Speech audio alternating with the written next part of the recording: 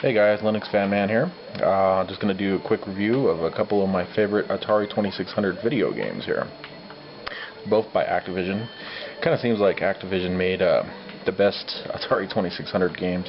If you don't know the story about Activision, how they started out, they were Atari programmers that worked for Atari. And Atari didn't give them any credit for their games. So they were like, screw Atari, we're going to go ahead and just make our own company, and started Activision. And it seemed like they definitely had the better games, and they would give their programmers credits in the back of the instruction booklet, along with like a BIOS of who they are and what they do and all this other good stuff. The first game I'm going to review here is going to be Hero by Activision. Definitely one of the best Atari 2600 games. It's got multi-levels, kind of a side scroller, and a downward scroller. You'll see what I mean here in a minute. The second one here is Pitfall 2. Great game. This one's been kind of torn apart. It's been taken apart. Bought it at a pawn shop a few years back for $3.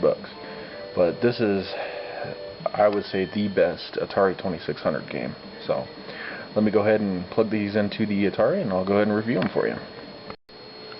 Alrighty guys, this is Hero. It's an Activision game. I believe it came out in 1984, right during the video game crash. So I'm just going to kind of show you how it works here. Here's the little guy with the helicopter. I forgot what Hero stands for, like helicopter something rescue operations or something like that. So push down, see there's a wall there. You push down and you get a dynamite and move out the way or it'll kill you.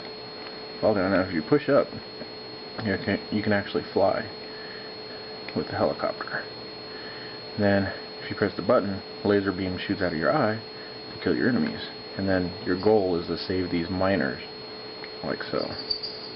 And it's timed. Actually, your power dwindles as the game progresses. Now when you first get to the beginning of the stage, it's kind of like a pause screen until you move the controller. So we'll just do that again and kind of show you the basis of how this game works. See? And if you touch anything, you die. And there we go. After 20,000 points, you get an extra man. And it's like that for every 20,000 points. So at 40,000 you get an extra man, 60,000 you get an extra man. I believe this game has 20 levels. It doesn't have an end. It just repeats back to the first level, but it's harder after that. And as you can see, the way you beat this game is if you go the hard route. The hard route's always the way to go, because if you take the easy route, see, I could go this way and go down here, but there's a spider down there that will kill you. That's why you always want to take the easy route, or the hard route. And this is it's just an excellent game.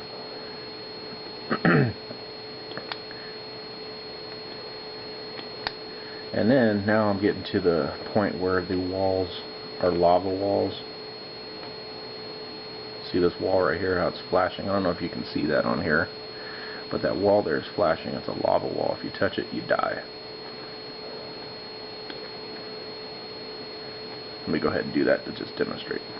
And I'm dead. Game over. So, let me go ahead and move on to Pitfall, the Lost Caverns. And I had to put this in the original Atari 2600 because the video capture card on my computer would not work with an Atari. There we go. This, by far, I think is the best Atari game ever. Just because of the immense levels. This game actually has an ending. And reset. And of course your Pitfall Harry. And you just go along. And you have bats. Oh, let me show you this real quick. If I can get past this guy without dying.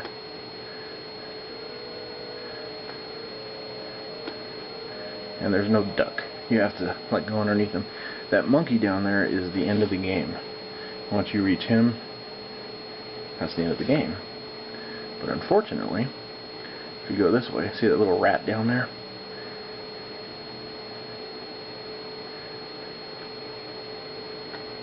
If you try to go this way,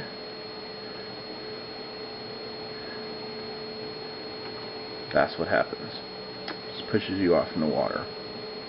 This game has immense levels.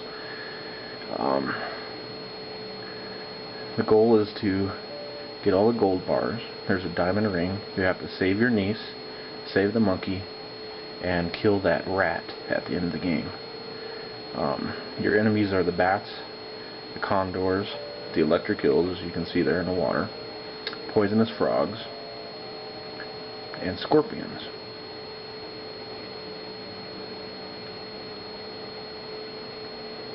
And another cool part of this game, this is the first game that I know of that actually had checkpoints or save points. So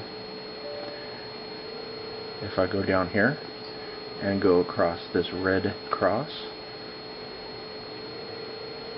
and go get another gold bar here, that was the checkpoint. And let me go ahead and die here. And if you die, you don't have lives in this game. It just takes your points away and it'll send you to the next checkpoint. The other cool thing about this game is it's one of the original games, one of the few games that I know, especially like on the Atari, that had its own soundtrack. As you can hear in the background here, let me turn it up. It has its own soundtrack. And the cool thing about this game is it's actually goes with what's going on the screen. Right now it's just kind of mellow because I'm walking around. But as soon as I pick up gold, it gets all cheery.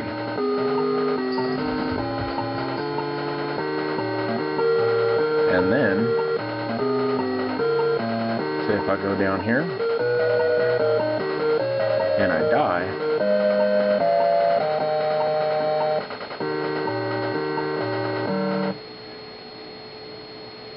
gets all dramatic with the music, like, oh, too bad. So pretty much in a nutshell, those are my two favorite games. The other thing I like about this game is it has kind of like a shading to it. If you didn't notice, if you look at the level up here and then below, it's shaded, like it's shadowed, which was like a marvel back in 1980. I think this one came out in 84 too. 83 or 84. So, there you go. You guys have a good one now.